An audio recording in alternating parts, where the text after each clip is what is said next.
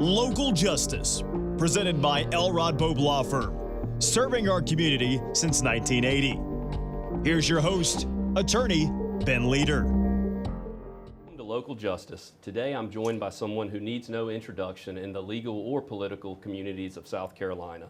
Tommy Pope is a respected attorney at Elrod Pope. He's the Speaker Pro Tempore at the South Carolina State House, but he also made national headlines at a young age as the lead prosecutor in the Susan Smith case, which was one of the most heartbreaking and closely watched trials in American history. Today we sit down with Tommy to revisit that case and reflect on some of the lessons learned and some of the impact that was left behind. Tommy, thanks for joining us today. Glad to have you Always on. glad to be with you, Ben. I appreciate it. All right, well let's go all the way back to October of 1994, I believe. Where were you when you first got involved in the case? So I'd gotten elected solicitor in '92, and I always joked I was about 30 years old when I got elected. People said I was too young. Sometimes I thought they were probably right. I just didn't want to let on, you know. And York was my bigger county, and that's where we had the backlog. And then Union was smaller. You go down there once a month. I know you were a judge's clerk. You know how that works. Oh, yeah. And so you go back and forth.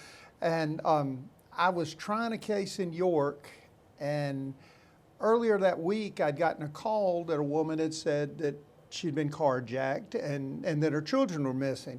And just, you know, I was a law enforcement officer before I was a solicitor, and so it just didn't add up to me from a standpoint of, you know, there's a reason you call them a carjacker, because they're taking your car. Kind of in that hierarchy, they may take your money, they may even take a woman for a sexual assault, but no carjacker is taking kids, you know. Mm-hmm. So the first thing I'm thinking, it's domestic somehow, you know. Normally, you know, you see the father, because Susan Smith and her husband were kind of estranged. So, but anyway, so I'm getting called by the sled agents every day. And, you know, Susan Smith's on television for whatever the 9 days begging for the return of her kids. The national media's there. And I just figure it's all going to kind of play out. And we had just finished, I always tell people I was doing the Lord's work up in York. I was prosecuting the preacher who had embezzled from the daycare. So, you know, it's Susan Smith's kind of just a side issue. We had just finished that case and got a conviction and kind of sitting around congratulating ourselves when the phone rang. And the sled agent said that she had confessed, and so I loaded up the car and actually went down to Union to John D. Long Lake, where they pulled the boys out of the lake. Wow. So in your mind prior to that, had you kind of had a funny feeling that something was a little off with the story? Yeah, but not in the way, you know, now many people say, oh, looking at her, I could tell she did it and all that stuff. You know, law enforcement has to run a dual investigation. In other words, you're looking at the family, kind of tied to what I said, kind of the domestic angle. But you're also got to take it at face value. You know, if she says her car is gone and there's an African-American guy that's stolen it, I mean, there was an all-points bulletin out in the country and getting calls coming in from that. And so, again, in my mind, I had, is something she's trying to be a victim and you know, some kind of domestic thing, and you know, the kids are probably hid out with her cousin down at the beach place or something like that. I never truly fathomed that she could actually taken the children's lives herself. And what was your understanding about what actually led to the confession, or how they were able to go about getting that confession? So it was ironic, even all the way back at the beginning. So that night she rolls the kids in the lake, she runs to the closest house, and already she's telling this story about an African-American carjacker. And I remember I had raw footage from Channel 7 out of Spartanburg that was the first people on the scene, so to speak, at this house where she went. And they had called David, the father, who's just told his kids had been carjacked. I mean, you've got young kids, you can imagine. And so he's there, obviously, being supportive of his wife. Again, they were estranged, but to his credit, he stepped up, you know, with her. So he's standing there, and he looks on that video like deer in the headlights, like some, you know, I can't even take all this in. And she looks at him right before the camera goes on and kind of giggles like she's excited she's going to be on TV. Well, fast forward during those days, she enjoyed the television and enjoyed the attention. But at some point when things weren't adding up, she got a little more uncomfortable with television. You know, like on the Today Show or Good Morning America or whatever, and they would ask, so some people say it's you, and she'd get, you know, all indignant. But law enforcement really broke it by pointing out the inconsistencies, because the light there in Union that she claimed that no one was around when the carjacker got her was one of these pressure plate lights that the only way it would be red would be if a car was, you know, at the other side. Otherwise, it'd stay green for you all the time. And so starting with that, she did it, and she said, well, maybe it didn't happen there. And so they kind of played her a little bit and said, well, do you think it would really happen somewhere else? And so she started with that story, and they kind of bluffed her a little bit and said, well, it couldn't happen in that spot because we're doing surveillance in that spot because of drug dealing, because she'd changed her story again. And ultimately, she broke down and admitted that she'd done it. And, you know, how did you handle the pressure of a case like that hitting national headlines? I guess you were 32 at the time? I was 32 when I tried it, that's right. I did not, my joke is I didn't sign up for that. You know, I was the kid that was going to clean up the backlog. And we were making some progress up in York County in doing that. But ironically, back when I was an assistant solicitor, one of the first cases I ever had in the paper, in the state newspaper, it was a plea, and the plea didn't quite finish because the judge wanted the guy to get evaluated. The guy was claiming he was a Kennedy, and he was scamming women and stealing their scripts and their credit cards. So anyway, they didn't finish the plea, and ethically, you're not supposed to speak outside the courtroom, as you well know, you know, on anything. And I guess I kind of missed that part because that reporter talked to me, and I you know, that's back when I was a baby lawyer, you know, and I'm laying it on thick, and I'm talking about that guy's an A1 con man. I hope the judge isn't buying what he's selling. Anyway, long story short, the next day it's all in the paper, you know, this plea. I had all my quotes. I go to work a little early. All my buddies are laughing about my quotes, and the judge calls. And the judge wanted to see me. I'm still thinking he wants to talk about my article. You know, I'm ignorant. He went in there and he said, I read your article. And I'm going, yes, sir. And he said, I want you to read something else. And he handed me the rules of ethics. And he asked me why he shouldn't hold me in contempt of court. And I said, Judge, there's absolutely no reason after reading this. I mean, I think I violated every single one in one news article. So anyway, fast forward going to Union, that was so etched in my mind. You know, God has things happen in your life for a reason. When I stepped out on that porch and it was surrounded with media, I could almost hear Judge Baggett's voice, and you know, so it really helped me in that regard. But I'll tell you, it made it a lot harder on the case in general because every little step you took was microanalyzed. Even to bring it up today, Dick Harpootlian that tried the Murdaugh case. Back then, he was a talking head. That's why I told him it was payback 30 years later when I was a talking head on the Murdaugh case. That's right. Well, that's great. Well, we're going to take a brief break for some commercials now, and then we'll take a deep dive into the prosecution and some of the strategies. And, Sure. And thanks for being here. We'll be back with Tommy Pope shortly. Thank you. As soon as I contacted Elrod Pope, they handled everything. Without Elrod Pope's help, I'd have been paying hospital bills for years to come. Elrod Pope just took the stress and they put it on their table and took it off mine. Coming to Elrod Pope, I didn't have to worry about anything. Everything was taken care of. It put me in a real calm state because I had someone on my side. I knew that I was in the right hands. It felt great. We know the type. You like to start early, finish late, make lemon squares, and make payments to the college fund from anywhere in the house. We know you rely on Comporium for the things you rely on most, like a view of the backyard. That's just a bunny, and hundreds of channels to watch, whenever you want. So you may think of us as just your internet company, but we're more like the I didn't know they could do all that company. Comporium, always ready. Coke Zero is now Coke Zero Sugar, with great Coke taste. Some people were excited to hear the news, some were skeptical. So we're not gonna have the star of the show you're watching come out and say, you'll love it. No special jingle written by this week's hottest pop star. No famous internet celebs who happen to be holding the label just so. Okay, maybe just one little pour shot. The only thing that will make you believe Coke Zero Sugar has great Coke taste is trying it yourself. Ice cold Coke Zero Sugar. Try one today.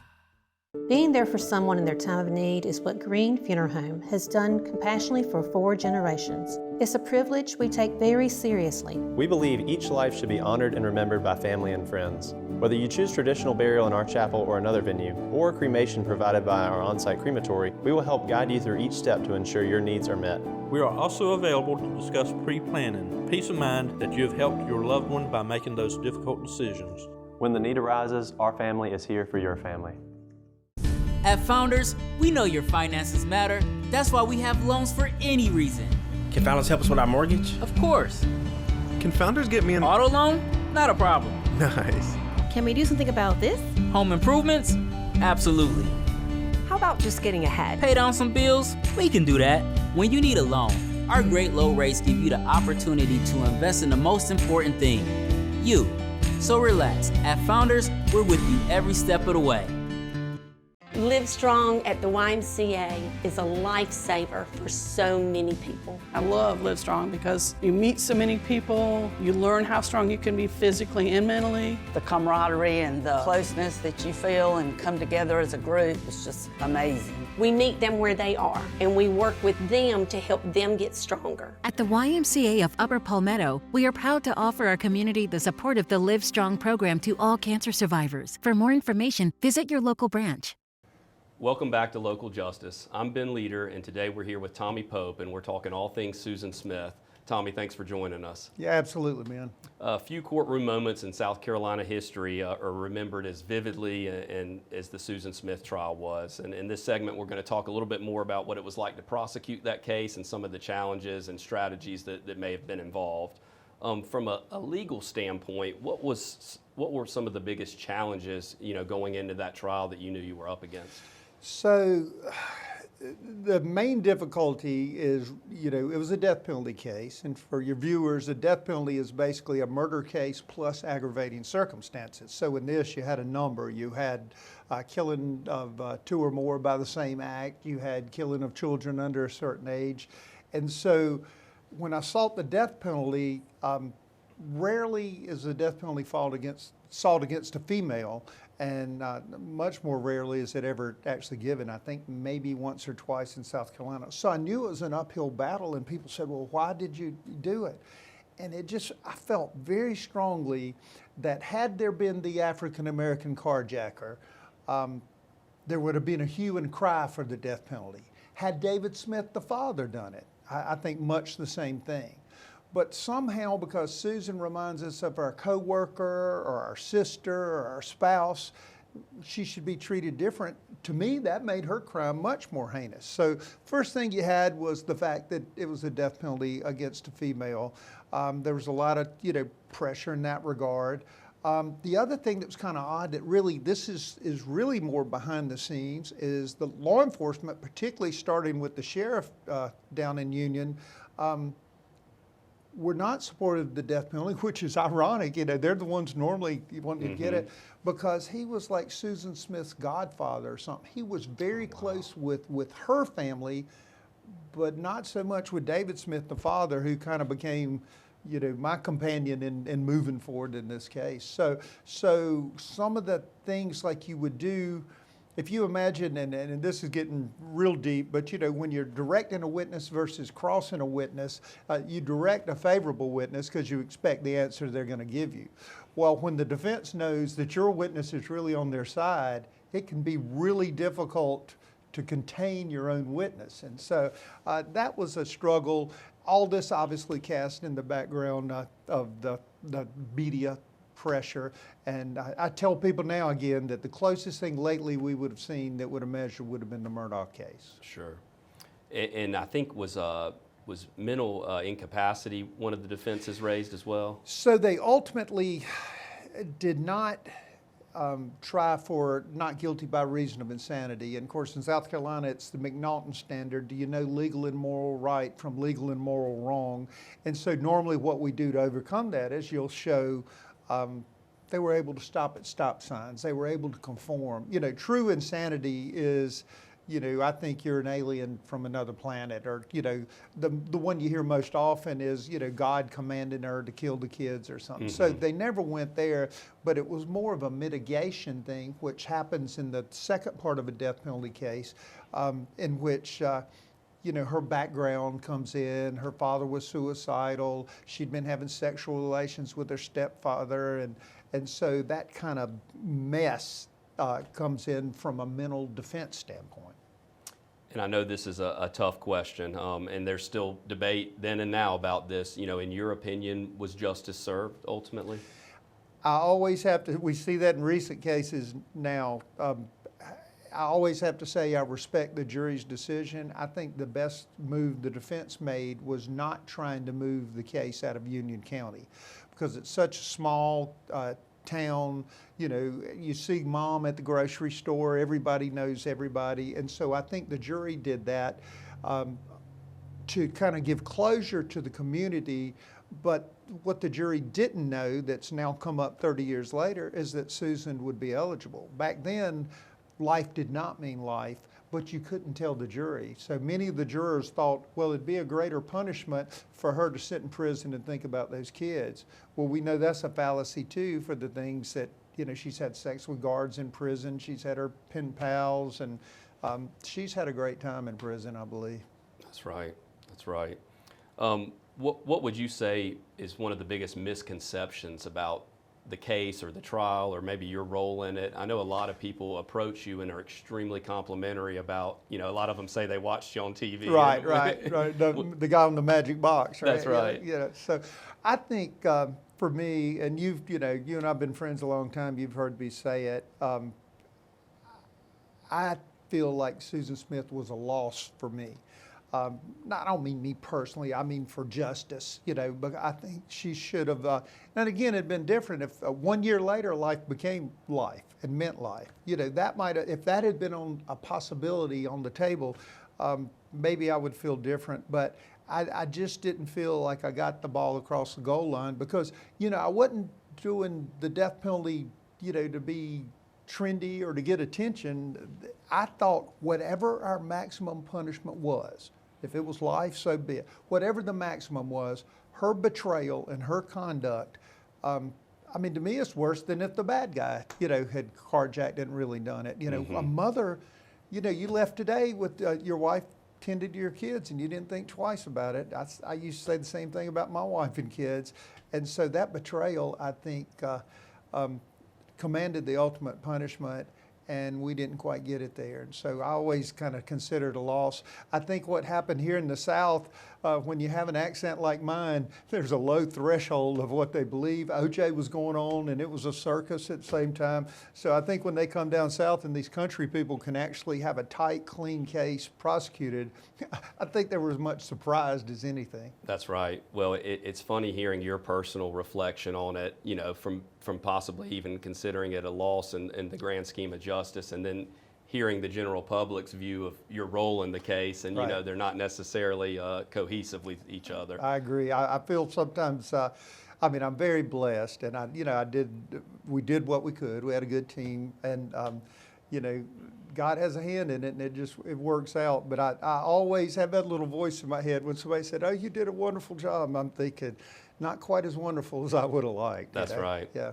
Well, thanks for your insight on that and your transparency, most importantly. We'll be right back after another short commercial break. Thanks for tuning in to Local Justice, and we'll see you shortly. As soon as I contacted Elrod Pope, they handled everything. Without Elrod Pope's help, I'd have been paying hospital bills for years to come. Elrod Pope just took the stress and they put it on their table and took it off mine. Coming to Elrod Pope, I didn't have to worry about anything. Everything was taken care of. It put me in a real calm state because I had someone on my side. I knew that I was in the right hands. It felt great. At Palmetto Pride, we know we have a choice. The choice for a cleaner South Carolina. And it's an easy one at that. Don't litter. No grand gestures or heroic efforts here, but the outcome still has monumental impacts. When it comes to our state, every choice counts and every action matters. From the great outdoors to parks next door, from Main Street to your street. All it takes is a little bit of pride to keep South Carolina beautiful. When a catastrophe hits, it can be a very stressful time for you. When you have trees on your house, when you have trees on your cars, and you don't know what to do, you call us. We're not a 1-800 number, we're an 803 number. We've been in business for over 60 years because we take care of our clients. That means taking care of them during claim situations. We're not 9 to 5, we're 24/7. We're gonna be there when you need us most. Gill Insurance, your local auto owner's agent. Understanding business is how we do business. When it comes to prescription medications and health needs, Rock Hill residents have been turning to Good Pharmacy for over 50 years.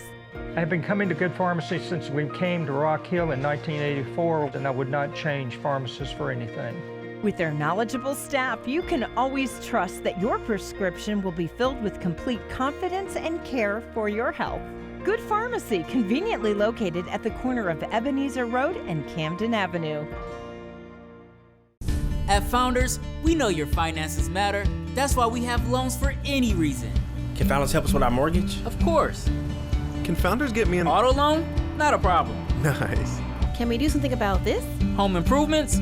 Absolutely. How about just getting ahead? Pay down some bills? We can do that. When you need a loan, our great low rates give you the opportunity to invest in the most important thing, you. So relax. At Founders, we're with you every step of the way. Hi, I'm John Warden with Champion Services. If you're considering remodeling or making repairs to your home due to storm damage, here's a few things to ponder. A lot of folks have come in town promising a lot of things about we've been here for a long period of time, only to be found faults. Choosing the right contractor is extremely important. Here at Champion Services, our goal is one thing, it's customer satisfaction. And that's just not a sentence, that's a fact.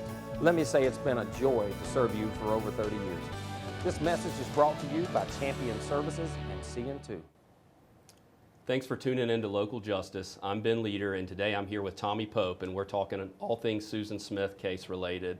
Want to dive right back in and jump back to the time and place when the verdict came in.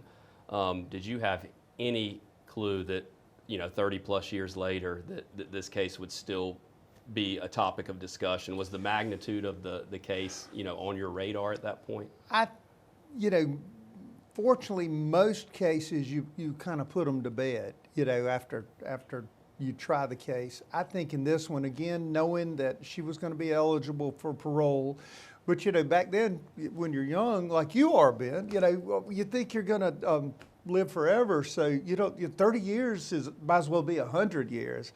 And then last year when it came up, the father, David Smith, and I have stayed in touch. And he asked me, would I, go with him to the parole hearing?